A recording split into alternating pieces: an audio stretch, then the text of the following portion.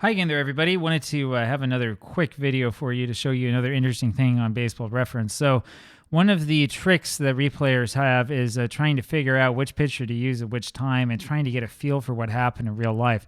Now, I'm going to tell you something. It's going to be impossible for you to make sure that your relief pitcher usage matches real life exactly, but there are little things that you can do, little tricks you can do to try to figure out and get a sort of general idea of how pitchers were used and to look at them without taking a whole bunch of time to do so. So I'm going to show you here. This is the 1949 Brooklyn Dodgers. We're going to scroll down here to team pitching, and as you can see, there were a number of pitchers that they used in real life, and some of these guys started maybe one game once in a while.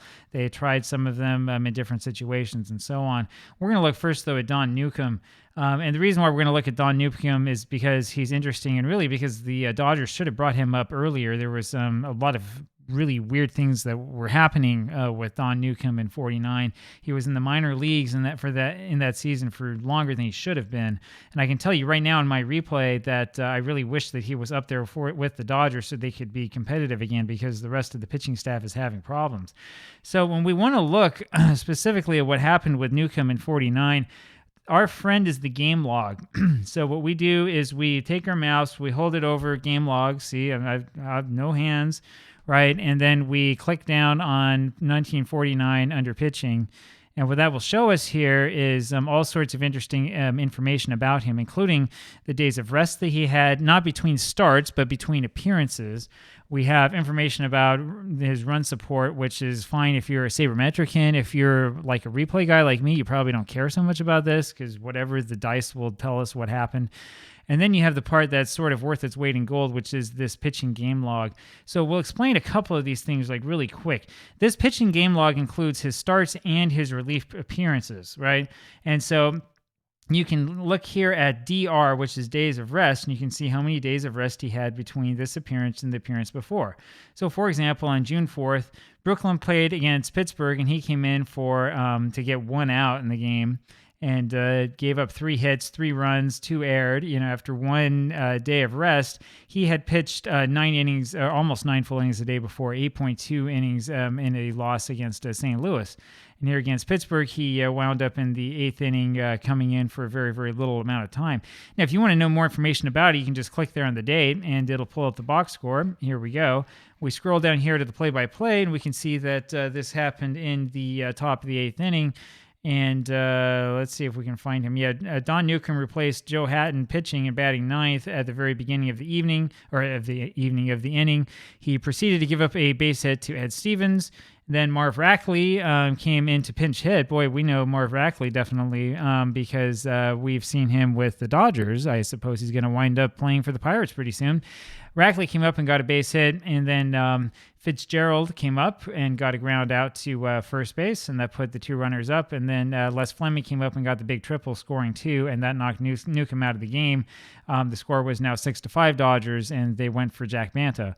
And so you can look through that, and you can kind of have a good idea of what Walter Alston was thinking early on that season. He wasn't sure what to do exactly with Newcomb, right? He had started let's see, he started a game here, started another game, and then relief, and then here he starts to have starts that are more frequently as they realize that he's probably worth more as a starter than as a reliever. Interestingly enough, Newcomb's next start came only 2 days after that last relief appearance, and so he only had 1 day of rest again.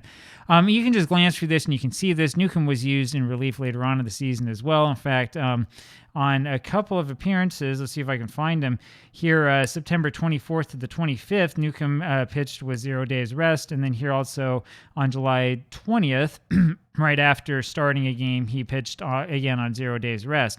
Now, something to keep in mind, right? When you play your season out, if you're playing with 49, you don't necessarily need to make sure that Don Newcomb gets all of these relief appearances, right? You can manage the roster anytime that you want or any way that you want, but know that if you have to use him in relief, you're not like breaking the game. You're not like doing something wrong, right? He had 7 relief appearances in 1949, and then 50 he had 5, and then 4 more in 51. Right, now there's another interesting thing we'll look at. We'll look really quickly at another player, which is Carl Erskine.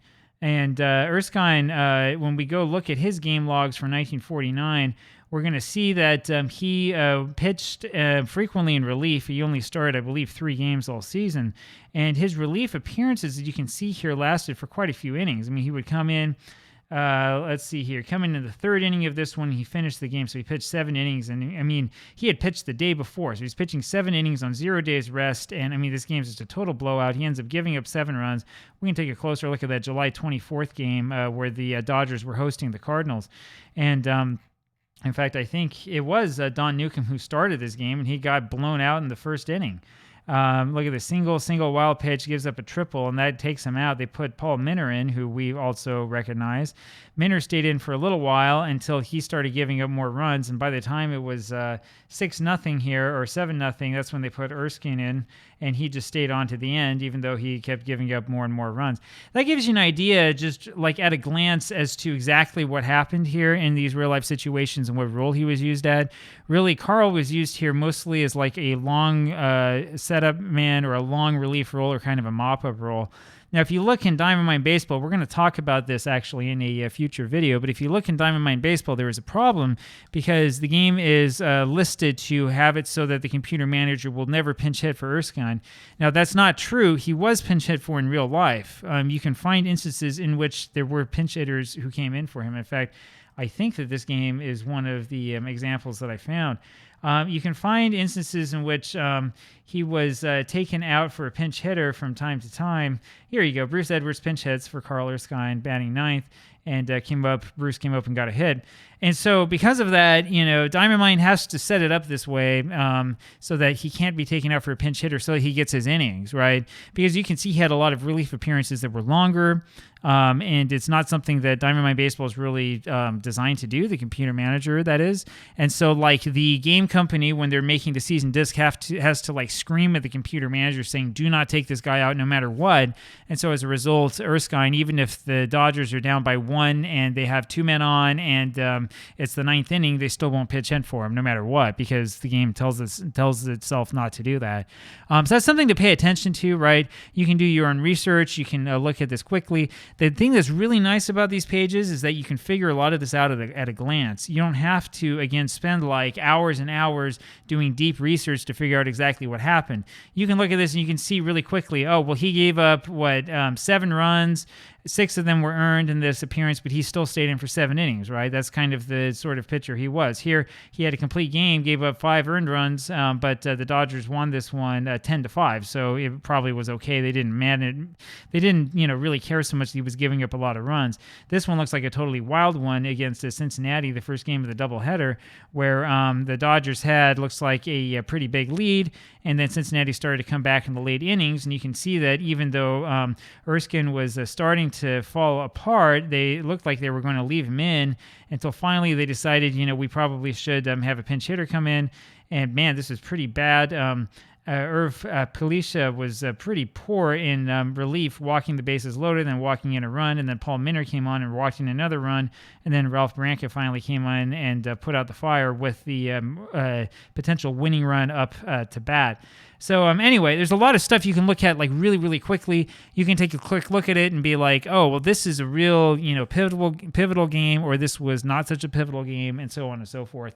I'm going to show you more tips with Baseball Reference and things that you might not be totally aware that you have access to for free here on the site. There's a lot of really cool stuff that goes on here, and the more you learn how to use this, the more valuable it's going to be to your replay. I mean, again, you don't have to spend hours upon hours poring over the summaries of every game.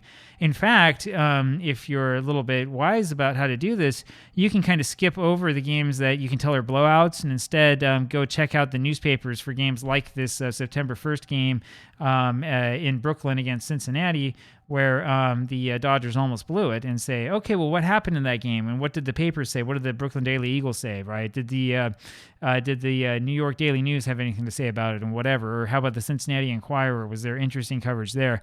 You can do a lot of stuff to get your replay to come alive. Anyway, that's it for me. Hope you have a good day. Bye.